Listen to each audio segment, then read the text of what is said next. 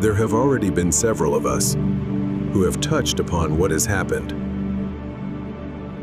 All of these writings have been written the same way that those who have witnessed, believed, followed, and spread what has happened have told us.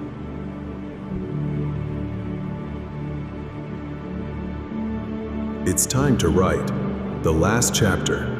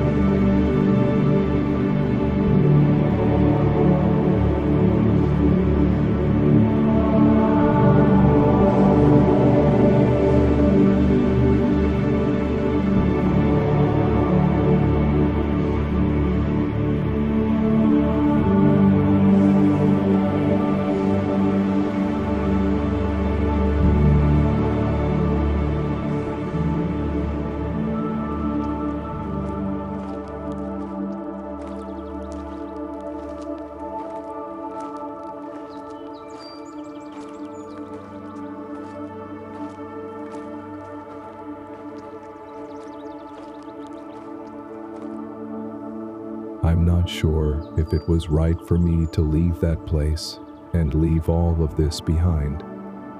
There is no longer any reason for us to remain there. I'm worried about how those who remain there will manage to live from now on. Wouldn't you search everywhere after what happened this morning?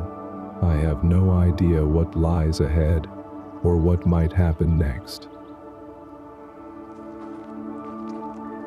The darkness from 3 days ago still lingers over me. My whole body was paralyzed by the darkness that shrouded the light of the entire world. When the Lord's unyielding eyes finally closed, the entire world closed its eyes as well. Yes, it was. No matter how many times I closed my eyes and opened them again, the world stayed shrouded in darkness. Though we walk beneath the midday sun, the world has been shrouded in darkness since the Lord departed.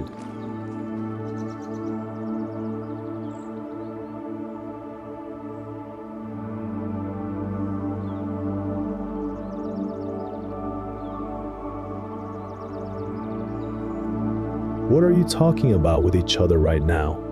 How long have you been listening to our conversation?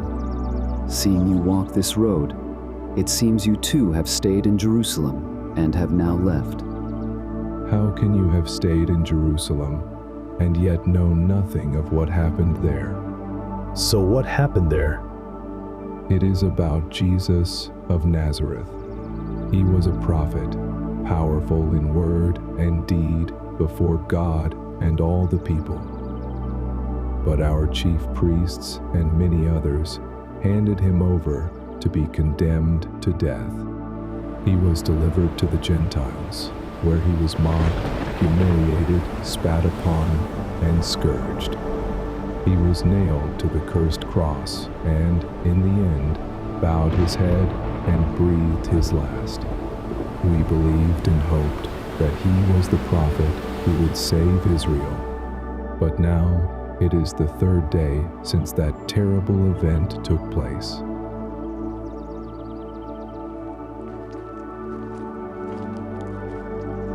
But today, something even more astonishing has happened.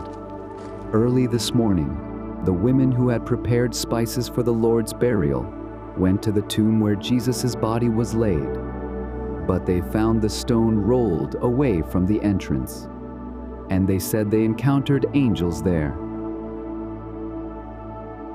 Why do you seek the living among the dead? He is not here. He has risen. But why does your reasoning seem so foolish to me? You are slow to believe all that the prophets have spoken about the Christ. Have you not read the words of the God?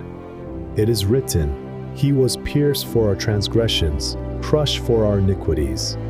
The punishment that brought us peace was upon him, and by his wounds we are healed. We all, like sheep, have gone astray. Each of us has turned to our own way. Yet the Lord has laid upon him the iniquity of us all. The events concerning Christ in Jerusalem are the fulfillment of all that was written through the prophets. The Son of God will be handed over to the Gentiles, mocked, insulted, and spat upon. They will scourge him and put him to death, but on the third day he will rise again, just as it was foretold.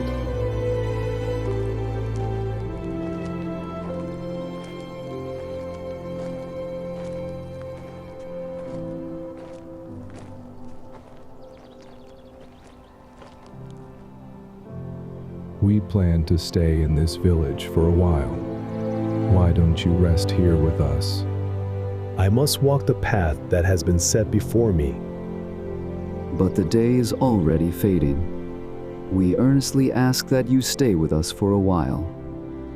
All right then, let us stay together a bit longer.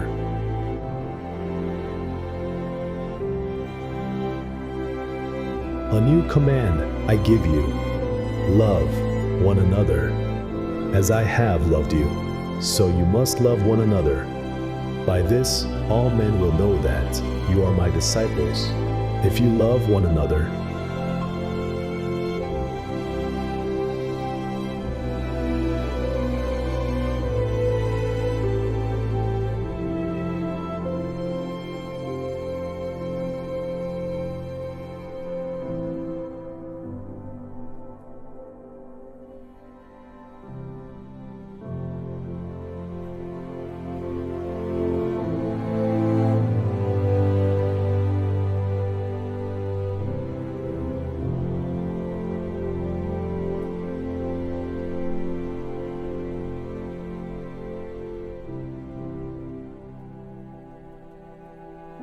Did not our hearts burn within us as he spoke to us on the road and opened the scriptures to us?